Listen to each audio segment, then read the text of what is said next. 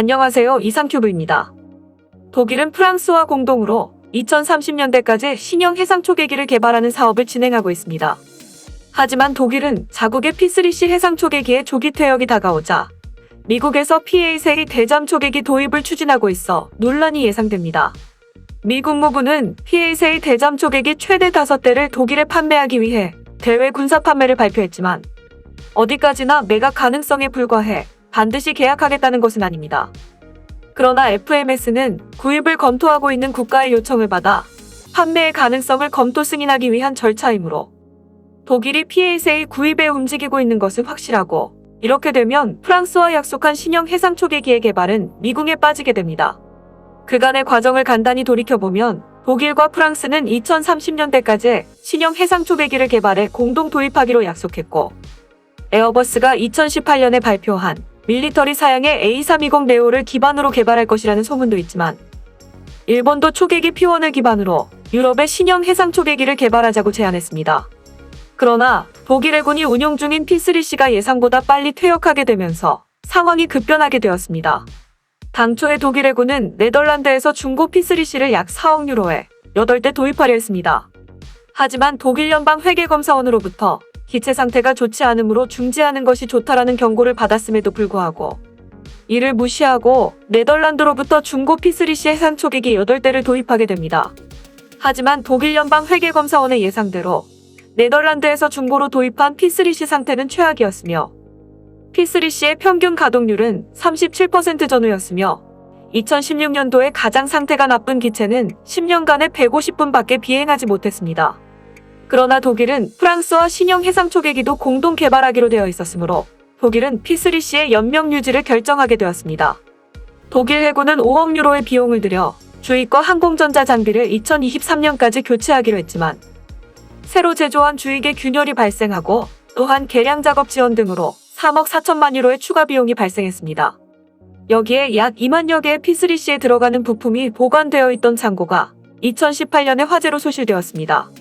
게다가 상태가 좋은 P3C는 2020년 5월에 사고로 파손되어 독일 해군은 P3C의 연명을 포기하고 2025년까지 도입 가능한 후계기를 찾게 되었습니다. 이런 독일의 상황을 인식한 일본은 독일 해군의 해상 초계기 도입 사업에 눈독을 들이게 됩니다. 문제는 독일 해군이 P3C의 후계기를 도입하게 되면 프랑스와 공동 개발을 약속한 신형 해상 초계기의 필요성이 없어진다는 점에서 프랑스와의 약속을 지키려면 구입이 아닌 리스 형태로 해상 초계기를 도입할 수밖에 없습니다. 하지만 미 국무부가 독일의 PA3 대잠 초계기 최대 5대를 판매한다는 대외 군사 판매를 발표하면서 프랑스와 공동 개발 중인 MAWS 프로젝트의 상황은 심상치 않게 돌아가고 있습니다. 미 국무부는 PA3 5대를 도입하는데 17억 7천만 달러가 필요하며 PA3를 도입하면 독일 해군은 해상감시 임무를 향후 30년간 유지할 수 있다라고 밝혔습니다. 현재로서는 미국 국무부의 발표에 독일 국방성과 독일 현지 언론도 반응하고 있지 않기 때문에 뭐라고 말할 수 없지만 독일은 MAWS 개발에서 이탈하거나 후계기를 도입해도 MAWS 공동 개발을 유지할 것인가에 대한 답을 내놓아야 할 때가 온 것 같습니다.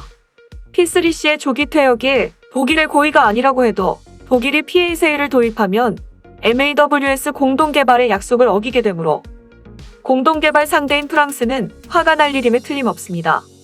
프랑스 국방부 산하의 DGA는 지난해 11월에 자기 대잠 초계기에 대한 공동 기초 연구를 시작한다라고 발표해 관심을 끌었습니다.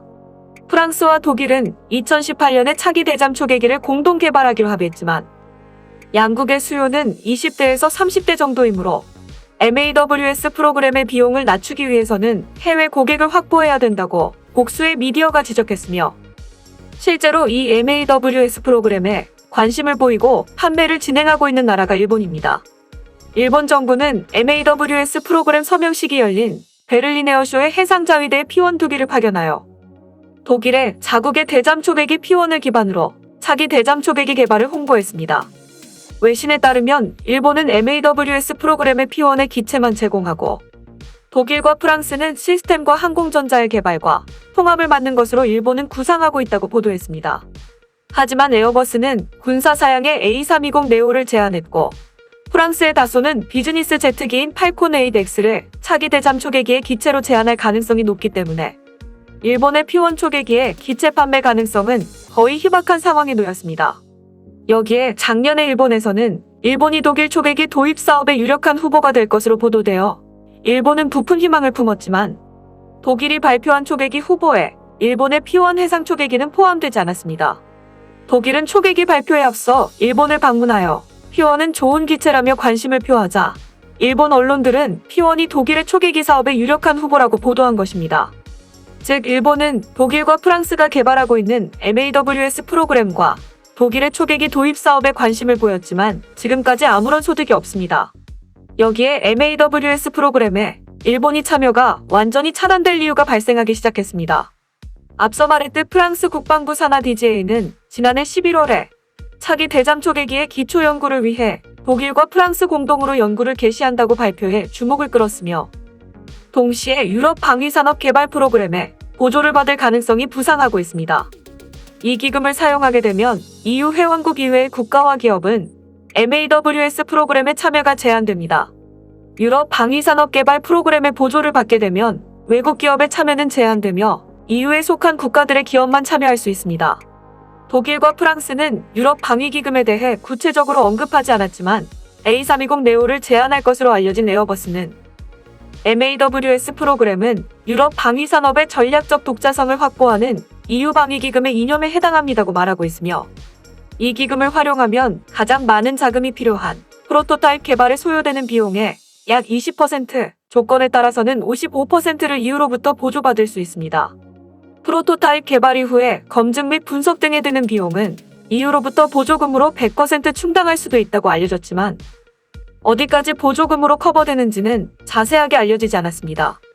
EU 방위기금은 2016년에 설립된 얼마 되지 않은 새로운 시스템이며 EU 회원국 간 방위장비품의 공동 개발에 55억 유로에서 80억 유로 규모의 자금을 공급함으로써 결국은 유럽 방위산업의 자립과 독자성을 확보하는 것이 목적이지만 위에서도 언급했듯이 이 기금의 자금을 사용하는 프로그램에 비유럽 기업들은 참여할 수 없기 때문에 트럼프 전 미국 대통령은 이 기금은 불공평하다고 경로한 적이 있습니다. 과연 MAWS 프로그램이 공식적으로 EU 방위기금의 대상에 포함되는지는 지금까지 불분명하지만 향후 유럽에서 진행되는 EU 회원국 간의 방위장비 개발 계획은 EU 방위기금의 보조를 받을 수 있기 때문에 우리나라 기업들은 유럽의 방위장비 시장에 진출하기 위해서는 완제품의 수출을 지향하고 유럽에 거점을 둔 방산업체를 인수하여 현지 법인으로 EU 회원국 간의 방위장비 제품 개발 계획에 참여하는 등 새로운 접근 방식을 생각할 필요가 있습니다. 어쨌든 독일이 미국으로부터 PASA를 도입하게 된다면 공동 개발을 진행 중인 프랑스는 불만을 나타낼 것이 자명하고 독일이 일본의 P1에 잠깐 동안 관심을 보이자 희망을 품은 일본은 헛물만 켜게 되는 것입니다. 이상 마치겠습니다. 시청해주셔서 고맙습니다. 이상큐브였습니다.